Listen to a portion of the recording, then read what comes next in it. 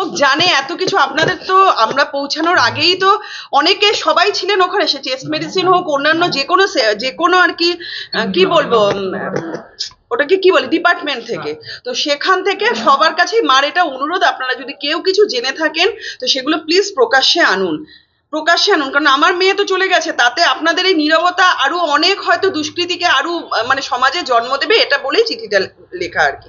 ঠিক আছে, একটা বিষয় আমরা যেটা বলতে গিয়েছি সেটা হচ্ছে যে এই যে কালকে বাবা মা বললেন যে বেশি নর্থ একটু টাকার অফার, কিন্তু আজকে সকালবেলা হঠাৎ করে দেখা গেল তৃণমূলের তরফ থেকে একটা ভিডিও প্রকাশ করা, কার তরফ থেকে সেটা বলতে পারবো না, হ্যাঁ ভিডিও ভাইরাল হয়েছে সেটা আমরা দেখেছি, এবং ভিডিওটা চাপ দিয়ে পরিবারকে চাপ দিয়ে বারবারই তো বলা হচ্ছে চাপ দিয়ে করানো হয়েছে। সেটা কবে করানো হয়েছে? 11 তারিখ রাত্রিবেলা। নিশ্চয়ই করেছি এসে, কারণ ওনারা এই কথাগুলো তো বলেছেন যে আপনারা যে এরকম বলছেন তাতে তো আপনাদের এখন, তখন আমাদের মানে কলকাতা পুলিশের কাছেই এই কেসটা ছিল, তাতে আপনাদের কেসে অসুবিধা হতে পারে, জোর দিয়ে আমাদের বাধ্য করা হয়েছিল এই কথাগুলো বলার জন্য। তার মানে যেই ব্যক্তির গলা শোনা যাচ্ছে সেই ব্যক্তিকে পুলিশের কোনো ব্যক্তি নিশ্চয়ই হবে, এবং বাড়িতে এসে করেছেন। হ্যাঁ বাড়িতে এসেই করেছিলেন সুবর্ণ গোস্বামী স্যার যখন মিডিয়াতে বাইকটা দিয়েছেন, তারপরেই রাত্রিবেলা 11টার সময় এসে ওনারা এই ভিডিওটা করে নিয়ে গেছে। না অ্যামাউন্টটা ঠিক জানি না, কিন্তু বান্ডিল ছিল। হ্যাঁ একদমই তাই, বান্ডিল ছিল। প্রেস মিডিয়াতে বলার পরে তারপরে এটা ইন্টেনশনালি করা হয়েছে, আমরা বলে দিয়েছি, এটা না হলে এতদিন তো হয়নি, তাহলে কালকে যখন প্রেস বিবৃতিতে বলা হলো পুরো পরিবার সহ বাবা যখন বললো, তাহলে রাত্রি 1টা থেকে আমরা সব জানি 1টা থেকে ভিডিওটা ভাইরাল হয়েছে, তাহলে এটা ইন্টেনশনালি করা হয়েছে, এটা আমরা বলতেই পারি। ঠিক আছে, তার তরফ মানে এরপরে আর পুলিশের তরফ থেকে সম্ভবত আর কোনো বিবৃতি দেওয়া হয়নি যে না এটা মিথ্যে, বা সেটা তো আপনারা না, আমরা তো সেরকম কিছু আর দেখিও নি, আপনারা তো নিশ্চয়ই সেরকম বিবৃতি তো আমরা পাইনি আর কি, কিন্তু এটা আমরা বলতে তখন বাধ্য হয়েছিলাম, বারবারই বলছি আমরা বলতে বাধ্য হয়েছি। 11 তারিখ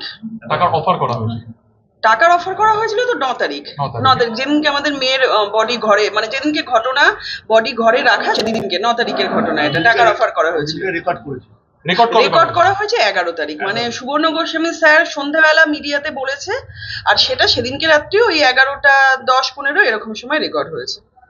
ওইটা 11 তারিখেরই ঘটনা। এটা যিনি রেকর্ড করেছিলেন তিনি কি সিভিল ড্রেসে এসেছিলেন? হ্যাঁ। কে ছিলেন জানা না, মানে পুলিশেরই, সম্ভবত পুলিশের আধিকারিকই হবে। না হলে উনি, ওটাই তো বলছি 11টা হ্যাঁ রাত একদম রাত।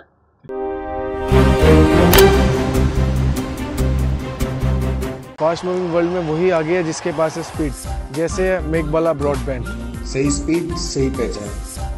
सो अगर कॉन्स्टेंट फास्ट स्पीड चाहिए तो ले आइए मेघबाला ब्रॉडबैंड। আস্থা পলিক্লিনিক ও ডায়াগনস্টিক সেন্টার, এক ছাদের তলায় বিশিষ্ট চিকিৎসকদের চিকিৎসা পরিষেবা পেতে আজই আসুন আস্থা পলিক্লিনিক ও ডায়াগনস্টিক সেন্টারে।